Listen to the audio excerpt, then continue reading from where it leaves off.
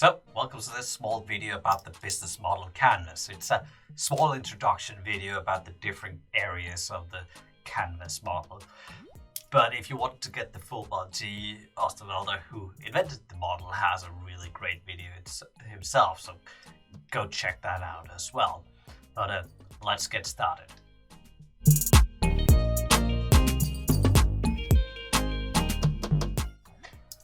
In the model, we have a couple of different areas, but let's try to edge it out, and sorry for my poor handwriting. In the business model canvas, and business model canvas is because it's a business model on a canvas or on a small figure in a single page. When we're using the business model canvas, we're trying to describe how our business is working, how our operations are running in a way that is quickly communicated, quickly understood. It also means that as opposed to the regular business plan, we don't go into details in the business model canvas, but we try to have it as a model which is continuously updated.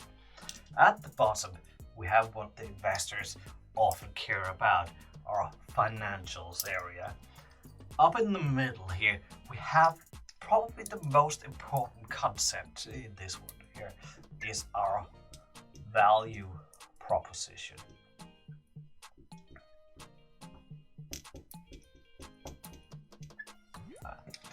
The value proposition, or the idea of the value proposition, is what is it that we are doing that is providing value to a customer. And when we're looking at it from that perspective, there are two sides to our canvas. There is approximately this side here, which is our backstage, if we're taking it from the creative side of things, where we're looking at how are we doing within the company.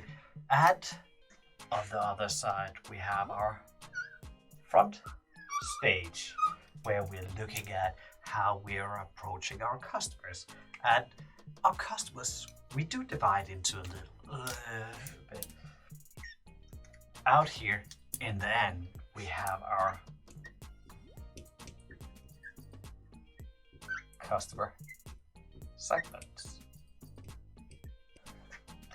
One of the classic issues I see when people do a business model canvas is that they have multiple segments, multiple customer segments.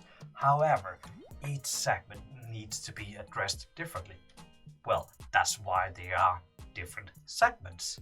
So a business model canvas has one customer segment. If you have multiple customer segments, you do multiple business model canvases. But what we have in value proposition and what we have in customer segments, they need to be connected. In our connection, we do have our channels,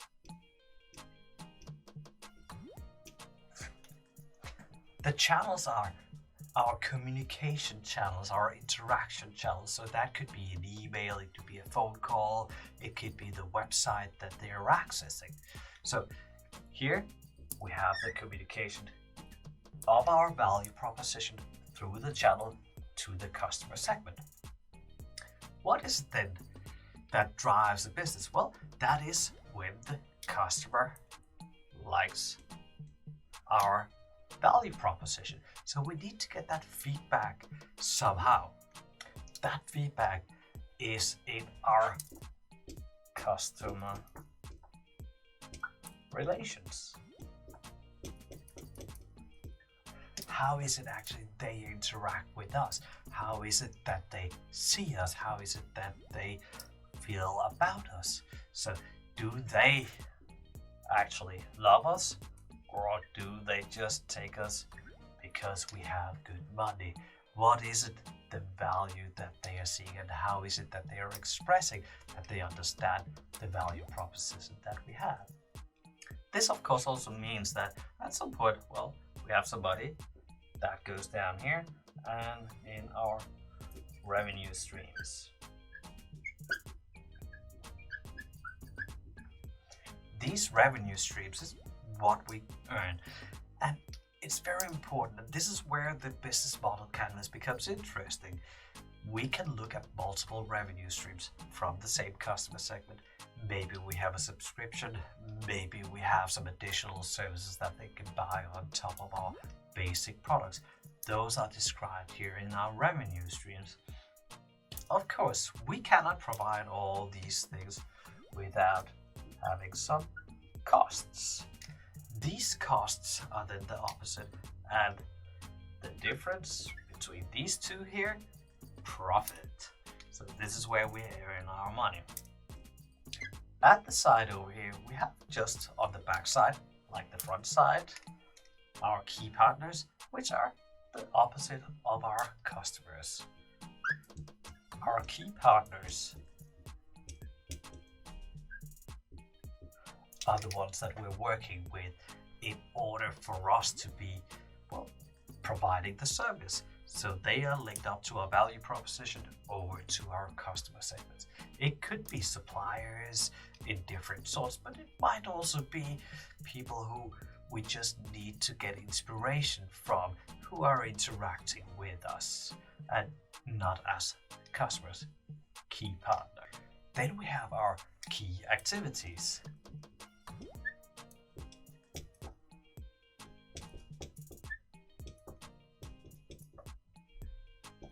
Key activities are the things that we actually do.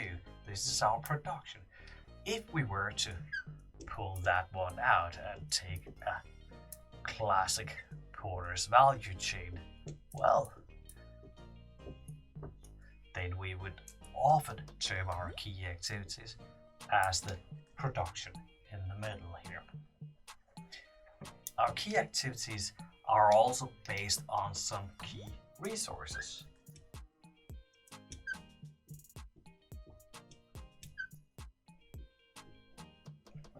These key resources are what we're building on: our machines, our knowledge, our IP rights, maybe even the network that we have.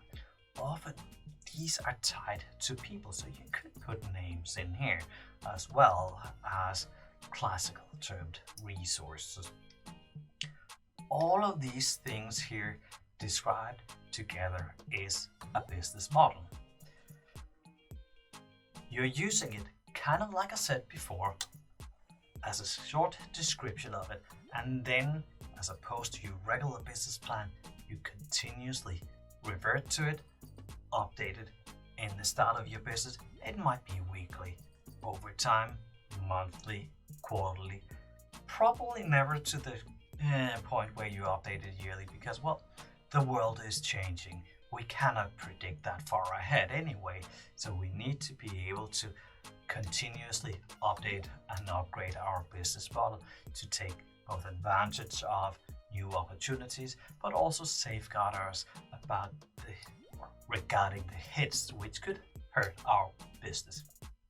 That was it for this small presentation about the business model canvas. There's many more details to each of the areas, but see you later.